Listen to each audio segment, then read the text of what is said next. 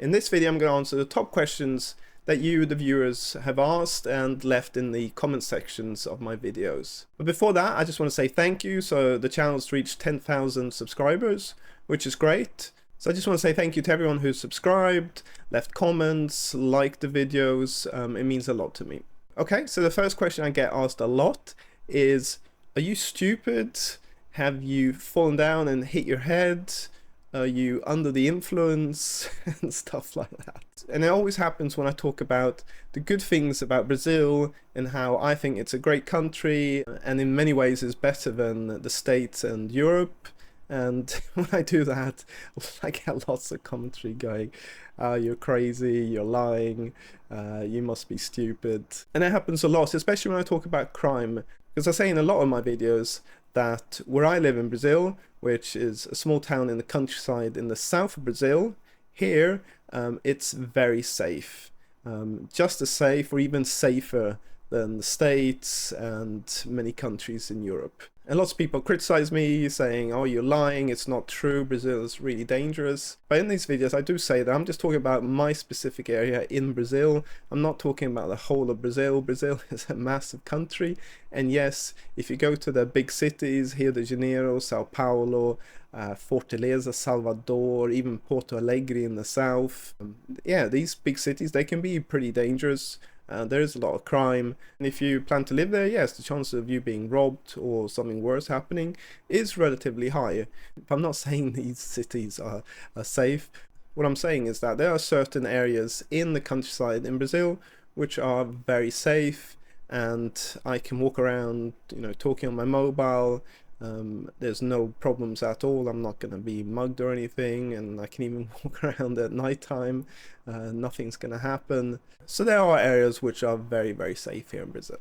Okay, another question I get asked a lot is, can you live on $800 a month, $1,000 a month, $1,500 a month? So lots of people with varying amounts of income, and they want to understand whether that's sufficient to have a comfortable life in Brazil.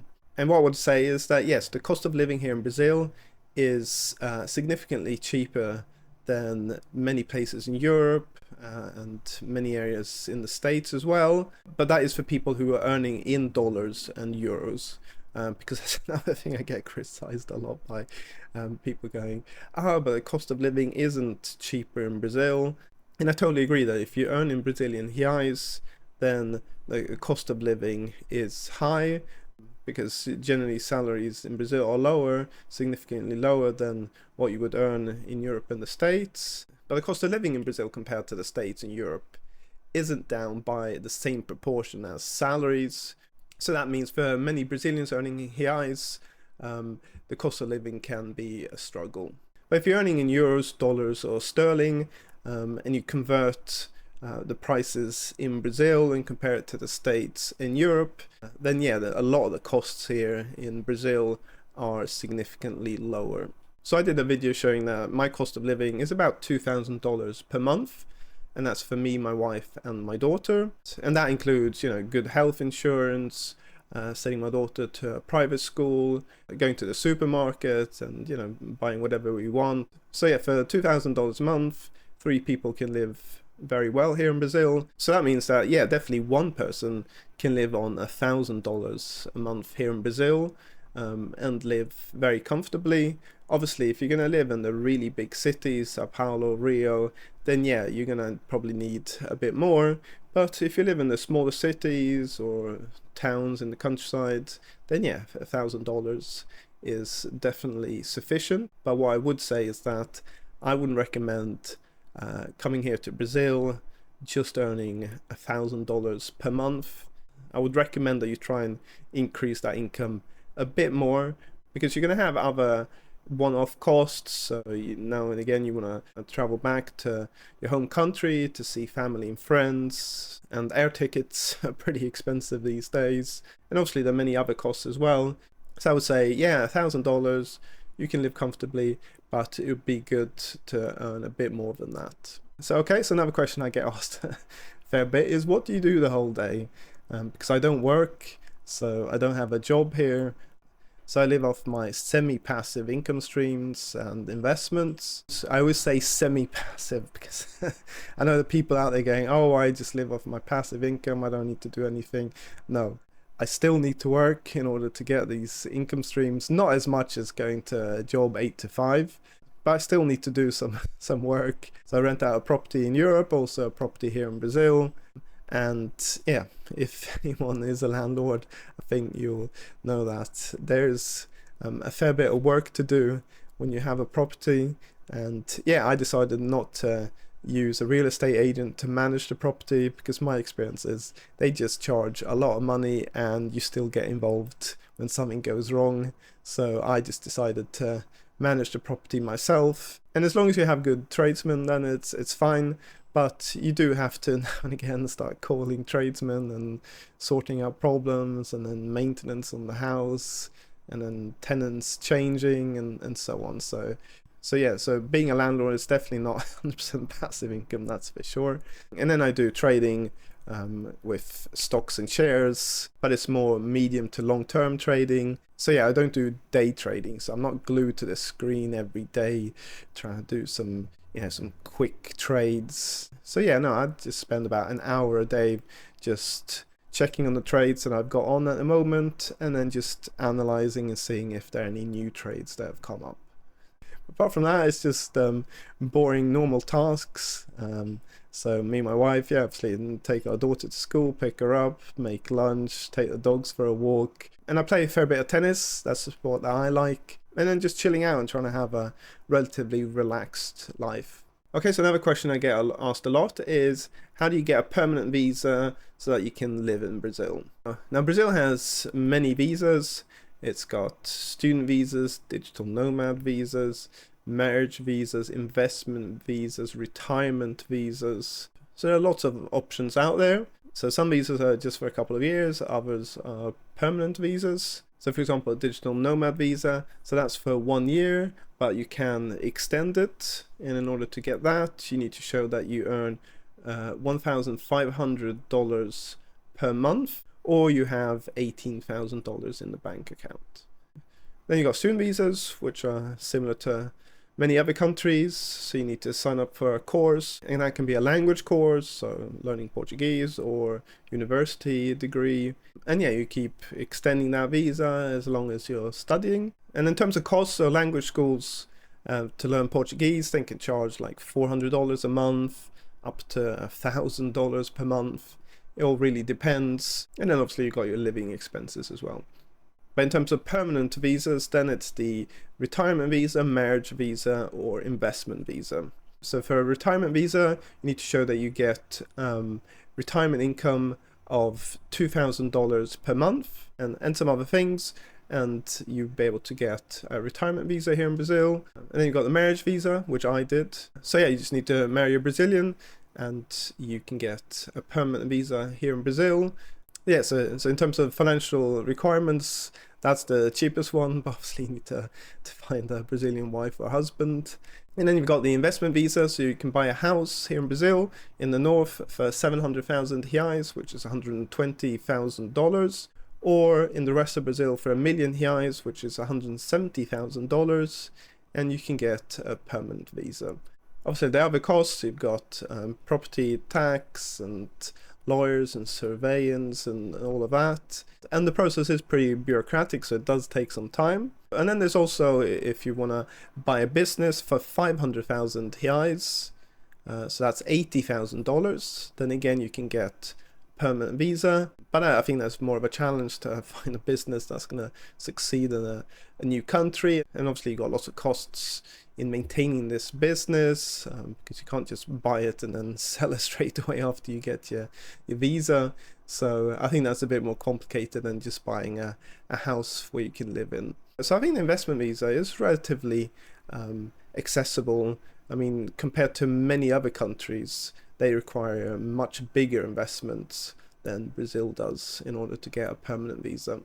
Okay, so another question I get asked a lot is, what are taxes like in Brazil? And my answer is, yeah, they're lower, but you may end up still paying more tax. So if you look at income tax, that goes up to 27.5%. and then capital gains tax goes up to 22.5%. So that is lower, significantly lower than many countries. I mean, comparing it to Sweden, which is top rate is over 50%, in the UK 45%. So yeah, the top rate of tax in Brazil is relatively good. However, the tax thresholds are significantly lower in Brazil, which means that you start paying the top rate of tax, this 27.5%, relatively quickly. So the threshold here in Brazil, where you start paying 27.5%, is 64,000 reais per year, which is $11,000. So if you start earning more than $11,000 per year, then you start paying this 27.5%. So if you compare it to the States, for example, you need to earn over $200,000 in order to start paying a similar rate. Obviously, you got the local and state taxes as well, but just keeping it simple, you can see there's a big difference there in the thresholds. And another question I get asked a lot is, how do you pay tax? Do you pay tax in Brazil and also in other countries? So yeah, in Brazil, I pay tax on my worldwide income, but then also pay tax in Sweden and other countries on the income that I earn in those countries. But I don't end up paying tax twice because there's a double tax treaty. So the tax that I pay in Sweden, for example, on the Swedish income, I can then deduct that from the tax bill here in Brazil. So I don't end up paying tax twice. And a large proportion of countries have these agreements with Brazil, so you can benefit from this double tax exemption. And then you've got sales tax or VAT, which can be very, very high in Brazil. I mean, sometimes when I look at products here in Brazil, I'm just shocked that the products cost, twice as much as they cost in the States or Europe, or even more. So yeah, products can be very expensive here because of the sales tax. But if you are fortunate enough to travel to see family and friends in the States or Europe, then you obviously got the opportunity to buy certain things there, which are much cheaper. You kind of benefit from both worlds. So you buy some cheap electronics when you're traveling, and then here in Brazil you benefit from the lower cost of living in terms of food and rent and so on. Okay, another question is, what is bureaucracy like here in Brazil? And what I would say is, yeah, it can be pretty bad. However, once you've established yourself in Brazil, then my experience is it doesn't really affect me that much. So for me, yeah, when I moved here to Brazil, then yeah, there was a lot of bureaucracy, in order to get the marriage visa. But I get these days, I think most countries kind of complicate that process. But yeah, I had to provide lots of documentation and it took a long time.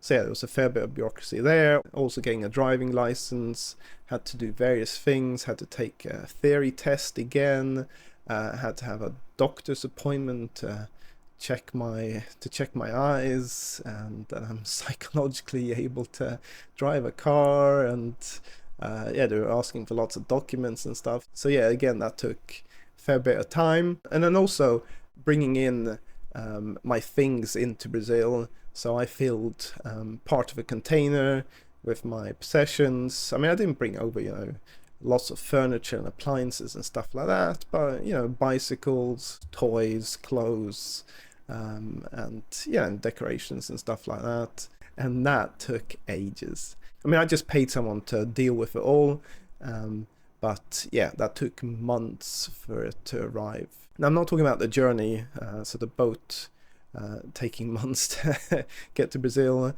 I mean, that took a few weeks, but no, the thing that took a long time was when my things actually arrived at the port in Brazil, and then it had to go through all of these various departments, and I had to pay various fees and show various documents and all of this.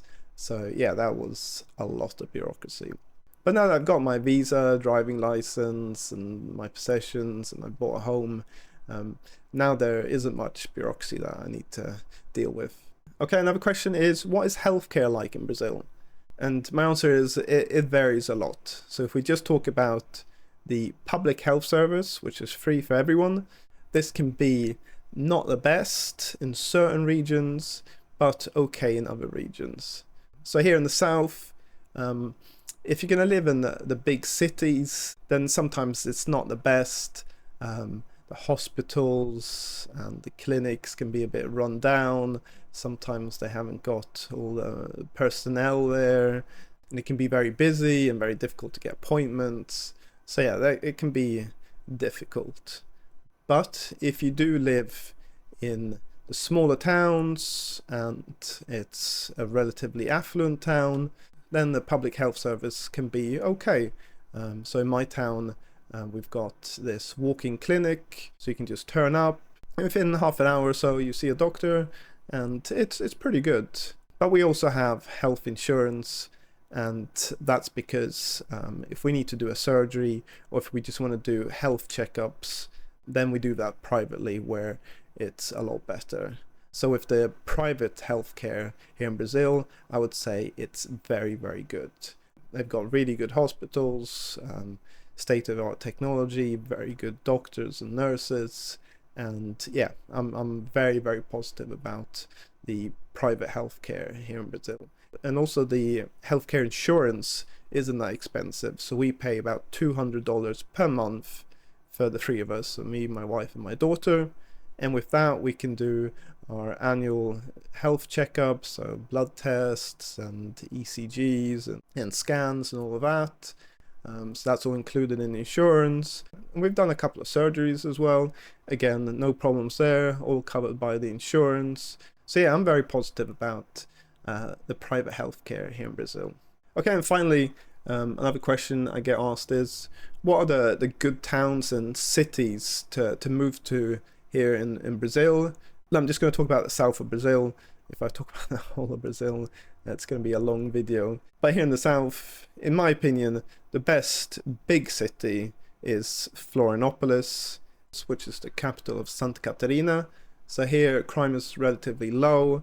It's got lots of really nice beaches. It's got a nice vibe.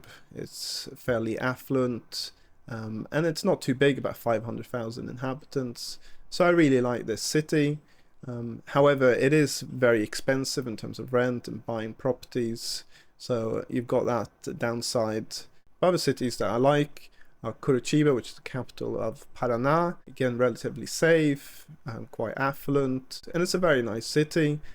Also like Blumenau, Brusque, Pomoroggi, and Santa Catarina. So these are all a bit away from the coast, but not too far away, so you can still drive for a couple of hours and get to nice beaches. So these are very nice cities and towns. And then further south in Rio Grande do Sul, here I really like Gramado, Canela.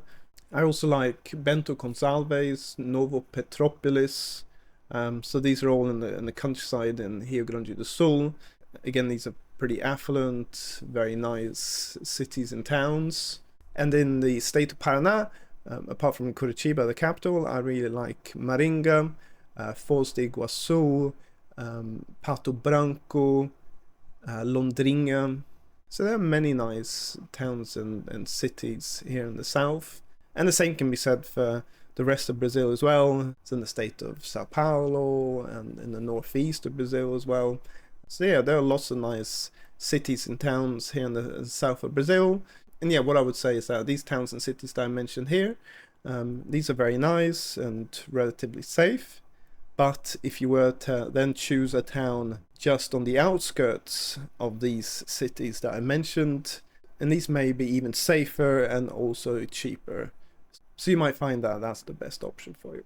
Okay, so hopefully I managed to answer a fair few questions there. Obviously there were lots more questions I didn't choose, so I might do another video answering those. And yeah, sorry if I can't answer all of your questions in the commentary. I mean, I'll try and answer the majority, but sometimes it is a bit of a struggle. Okay, so I hope you like this video, and I'll see you in the next one.